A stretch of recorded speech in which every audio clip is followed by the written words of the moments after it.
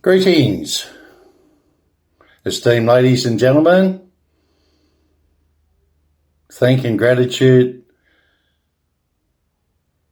to my loyalists and supporters, knights, noblemen, and all that I haven't mentioned and included. Consider yourself mentioned, and thanks with gratitude and appreciation. Now, touch and base. There's been another elevation.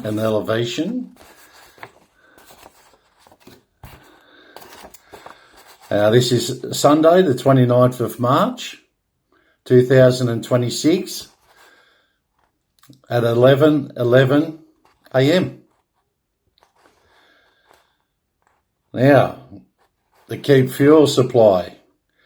And I guess many has an axe to grind, but when it comes to pick up that axe, we swing it all together because it's all about equality. The Universal Imperial Solar Jaguar Emperor. The Universal Imperial Solar Jaguar Emperor. Welcome to the Territory 4T Sanctuary Pursuit of Truth channel. I'm the White Solar Wizard, the Master Architect of the Eternal. And now, and knowing. We are releasing the human clock to align with the cosmic rhythm. The shift in Australia's fuel landscape has been a decades-long process where economic pressures and policy decisions have significantly altered the nation's sovereign refining capacity, all done through the deep state, dark, evil, insidious creatures, monsters, and demons within our deep state government, and gangsters, criminals.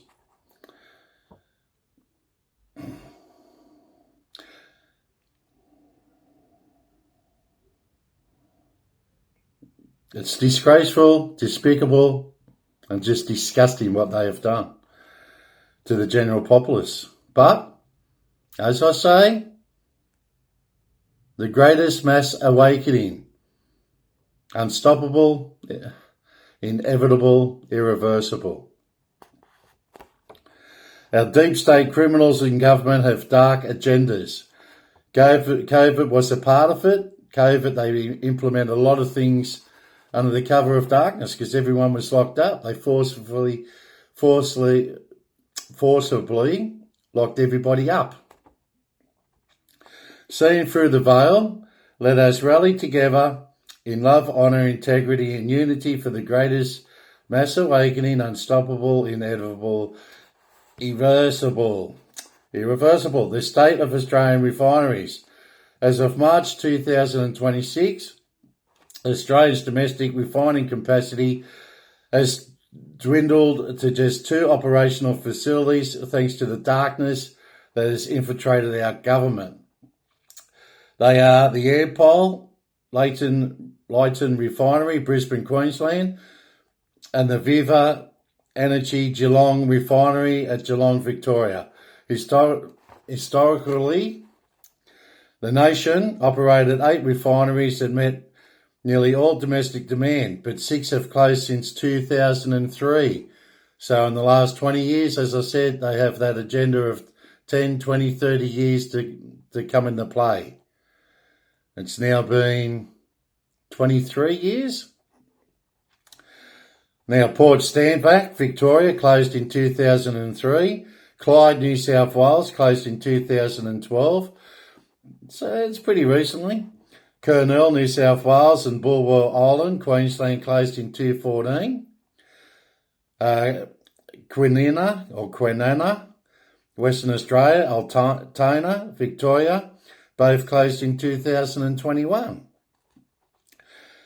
The 2022 sale of the US stored reserve. In 2022, the Australian government sold the strategic oil stockpile it had established just 2 years prior. establishment in 2020 under the Morrison government, Australia spent $94 million to purchase 1.7 million barrels of oil, which was stored in the US Strategic Petroleum Reserve in Texas sale. 2022, following the Russian invasion of Ukraine, Australia participated in the Global International Energy Agency, IEA, collective action to stabilise oil markets.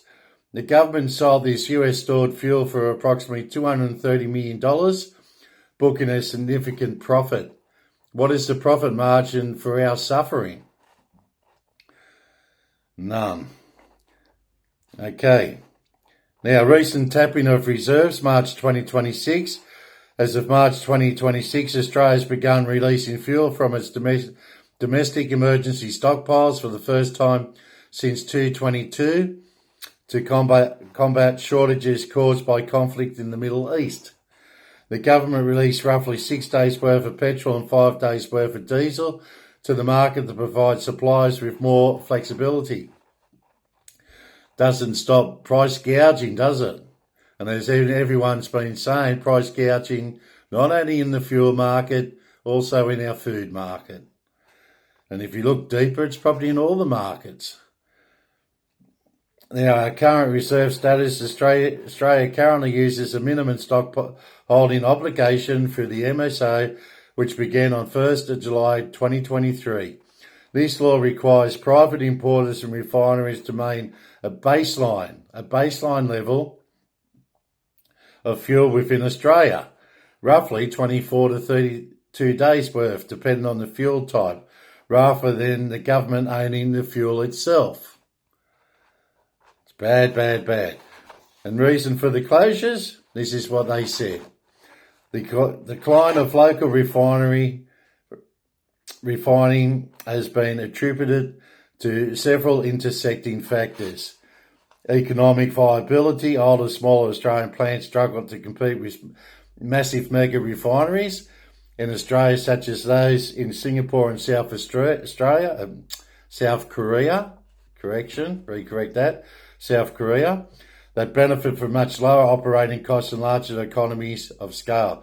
So why didn't Australia upgrade our refineries and continue with our workforce? Because as I said in the previous archives now, once the labour force goes up in these outside countries, the South Korea and the Singapore one, was it? Yes, Singapore. Once our workforce and labour market goes up to $50 an hour, we're basically screwed. We're screwed. That's where it's going to triple in price. We should have kept the refineries here, upgraded them to mega refineries, and us ourselves should have exported to cover the cost of our labour force. This government is very, very insidious and dark. Has no visionaries like our forefathers did. All about their selfish gains and what they can do now. But, as I said, this is all going to carry over in death, in the afterlife, in the underworld. That's where they're going, in the underworld.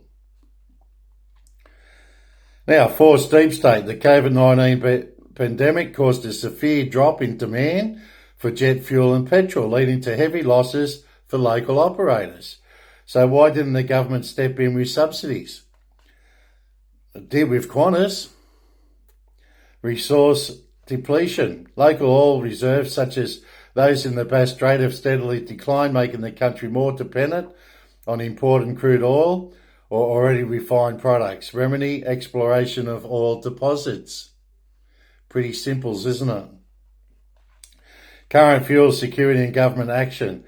Now, to address the 26 fuel crisis, exacerbated by geopolitical tensions in the Middle East affecting global shipping, the government has implemented several measures. Fuel Security Services Payment, FSSP, a subsidy program designed to keep the last two refineries operational for at least 2030. Now the deep state has subsidies for those too.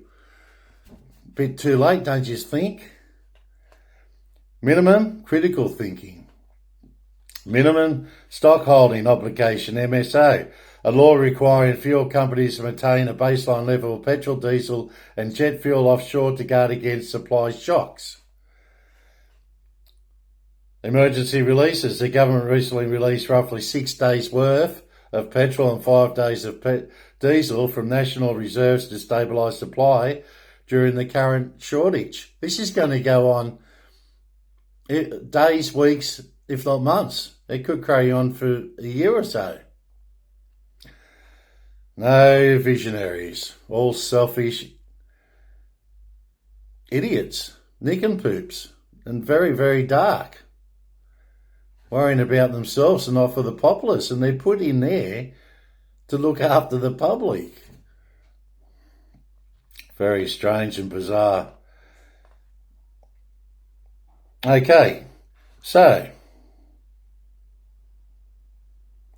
lower fuel standards temporarily allow the sale of fuel with higher sulphur content to ensure that local production can be redirected immediately into the domestic market.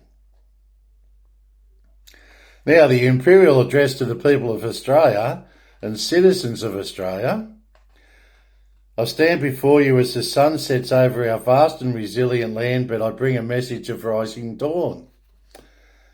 We face a shadow, a shortage of the fuel that moves our harvest, our goods and our people. But a jaguar does not fear the dark. It prepares for the hunt. Our nation currently relies on others for 80% of our refined fuel, leaving us vulnerable to distant storms. This must change. To secure our sovereignty and the prosperity of every household, I set forth these imperial recommendations. Reclaiming our refining power. We shall no longer be a nation that ships its raw wealth away only to buy it back in bottles. Pointless, isn't it? It's pointless doing that. We build new domestic refineries. We must move beyond our 2 remaining plants.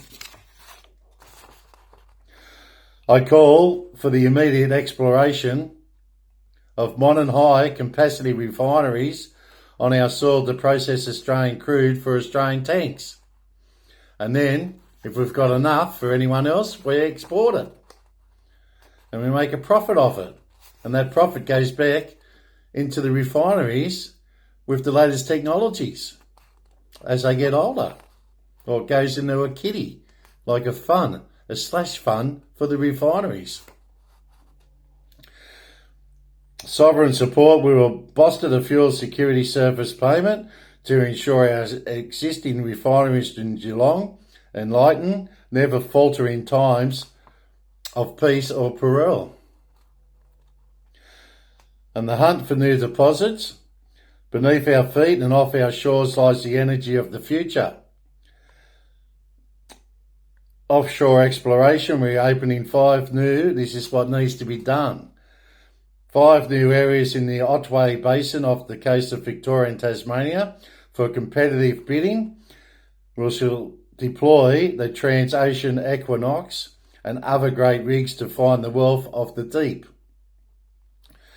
Unlocking onshore wealth, we'll tap the vast discovered resources of the Taroom Trough in Queensland, which hold billions of barrels of potential, strengthening the national shield. Until these new wells flow, we must be wise stewards of what we have. The stockholding obligation, we have already mandated the industry hold 24 to 32 days of fuel on our shores. To ease the current strain, yes, they have authorised the release of 20% of our national reserves, providing an extra week of petrol and diesel to the regions that need it most. Now, the diesel needs to be shipped to our farmers. That's a matter of urgency, ASAP.